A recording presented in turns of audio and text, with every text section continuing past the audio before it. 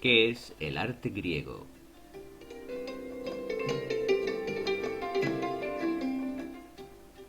El arte griego constituye uno de los pilares esenciales del arte occidental. Su aportación a la historia del arte es decisiva en el devenir de todo el arte posterior, especialmente su concepto de la belleza, basado en tres ideas fundamentales: el sentido de la proporción y la armonía, el concepto de equilibrio, orden y simetría compositiva, y el concepto de perfección técnica. La aportación del arte griego da lugar al concepto de arte clásico, que nace en la antigua Grecia y se difunde por todo el mundo conocido gracias principalmente a la expansión imperial que personaliza Alejandro Magno. En el ámbito de la arquitectura, las características que definen el arte griego se concentran en la construcción del templo clásico, el único edificio cuyas características son comunes a todas las polis. El templo en Grecia está concebido para ser contemplado desde el exterior y no para la utilización de su espacio interior. De ahí que su concepción espacial sea secundaria y que su apariencia externa cobre un valor principal. El templo responde a todas las características que definen el concepto de belleza del arte griego y que, como dijimos, se basa en un ideal de armonía y proporción, equilibrio, simetría compositiva y perfección técnica. Armonía y perfección que derivan de la utilización de un módulo constructivo de medidas matemáticas que interrelaciona todas las partes del edificio entre sí. El equilibrio y la simetría compositiva se basan en un perfecto orden a la hora de diseñar y distribuir las diferentes partes del edificio. Y la perfección se demuestra a partir de toda una serie de alardes técnicos sorprendentes. Principalmente tres: los reajustes ópticos, sistema que arquea todos los dinteles e inclina las columnas extremas para compensar la visión curvada de nuestro sistema ocular; la utilización de colas de Milano en sustitución de argamasa en el acoplamiento de los sillares; y el perfecto escuadrado y pulido de la mampostería. El templo griego se asienta en un espacio sagrado que se denomina témenos, y en todos los casos se apoya sobre un basamento escalonado o crepidoma que realza y distingue al edificio sobre el terreno. Consta de una planta, normalmente de forma rectangular, dividida en tres salas: pronaos, naos y opistódomos o guarda del tesoro.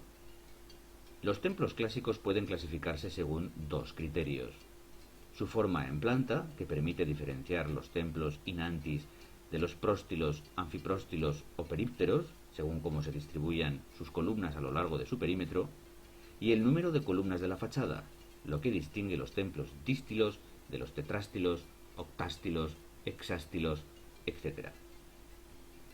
Otra de las aportaciones fundamentales del arte griego a la historia de la arquitectura es la utilización de los órdenes clásicos. Los órdenes en arquitectura constituyen un módulo constructivo que asegura la repetición en todos los templos de un mismo sistema decorativo y constructivo. A lo largo de la historia de Grecia se desarrollaron tres órdenes principales: dórico, jónico y corintio. El primero es el más antiguo, y sus formas peculiares en los fustes de las columnas y los entablamentos derivan de la construcción de unos primeros templos en madera. Consta de un soporte formado por columna con estrías y éntasis, que apoya directamente sobre el crepidoma, un capitel de moldura convexa y un entablamento adintelado constituido por un arquitrabe liso, un friso con triglifos y metopas y una cornisa volada. El orden jónico surge a mediados del siglo VI a.C., con un mayor grado de estilización y elegancia ornamental. Presenta una columna que apea sobre basa e incluye acanaladuras en su fuste, capitel historiado con roleos y volutas, y un entablamento igualmente adintelado, con arquitrabe a tres bandas, friso liso y cornisa volada. El orden corintio es más tardío, ya del siglo IV a.C., y será más habitual en el periodo helenístico, así como en el arte romano. El orden corintio es idéntico al jónico, variando su capitel, que presenta un trabajo preciosista en el que se reproducen caulículos y hojas de acanto. En todos los casos el techo del templo se construye a dos aguas, lo que deja un espacio triangular sobre el entablamento que se denomina frontón. Ejemplos principales de la arquitectura griega los encontramos en el amplio marco de las polis griegas y las colonias de la Magna Grecia. Destacan, no obstante, y por encima de todo, los edificios de la Acrópolis de Atenas, y en especial su templo principal, el Partenón. Durante el periodo helenístico, la arquitectura griega se verá influenciada por la grandilocuencia de las construcciones orientales, dando lugar a un híbrido que mantiene los elementos formales de la arquitectura clásica, pero ahora con un mayor grado de monumentalidad.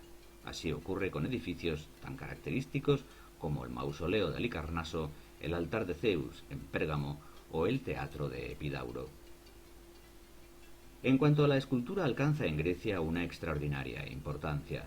Es un elemento primordial en su decoración arquitectónica y resulta un modelo ideal para desarrollar todos los principios conocidos del concepto de belleza clásico. El arte griego es un arte de la belleza, entendida ésta como proporción, orden y equilibrio, y que además toma como referencia de su estética y de su medida el concepto de hombre perfecto, entendido éste en su doble faceta física y espiritual. Este concepto de belleza ideal se basa en una composición equilibrada que se resuelve en la utilización del contraposto, una proporcionalidad matemática basada en un canon de proporcionalidad que se fija entre 7 y 9 veces el tamaño de la cabeza, y una expresión idealizada que da lugar a lo que se ha dado en llamar el etos clásico. A lo largo de la historia, este concepto escultórico del arte griego ha ido evolucionando. La primera fase es la etapa arcaica, cuyas figuras más características son los curos y las cores, imágenes votivas definidas por su forma de bloque, su rigidez, su frontalidad y la ausencia de movimiento. A partir del siglo V a.C. se inicia el período clásico, que no obstante también tiene sus fases. La primera corresponde al arte severo, caracterizado porque la escultura se va liberando de la rigidez del período arcaico, desarrollándose ya una serie de pautas en el concepto del movimiento y la composición que sientan las bases de lo que será la escultura griega del pleno clasicismo. El período clásico coincide con el apogeo de Atenas a mediados del siglo V a.C. Aparecen entonces las figuras más sobresalientes de la escultura griega, como Fidias, Mirón o Policleto, y sus obras fijan para siempre los ideales de belleza y perfección técnica que definen el arte clásico. El final del siglo V a.C. será ya una etapa marcada por el declive de Atenas y la crisis que provocan las guerras del Peloponeso. De ahí también un cambio en el patrón inmutable del modelo clásico, que tiende ahora a una estatuaria de cánones más estilizados, en las que se acentúa el movimiento y se buscan sensaciones de desequilibrio que rompen la armonía. Nombres como Praxíteles, Scopas, Leócares o Lisipo conservan, no obstante, la grandeza de la escultura griega. Durante el periodo helenístico, también la escultura sufrirá cambios muy notables respecto al modelo clásico. No solo se rompen definitivamente los principios clásicos de armonía, proporción y equilibrio, sino que también cambian los temas, ahora muy variados y sencillos, y lo que resulta más novedoso, la expresión gestual.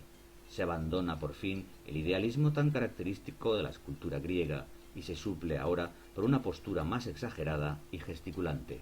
En una palabra, se sustituye el ethos por el pathos. Por último, no puede hablarse de arte griego sin hacer una referencia a su aportación cerámica.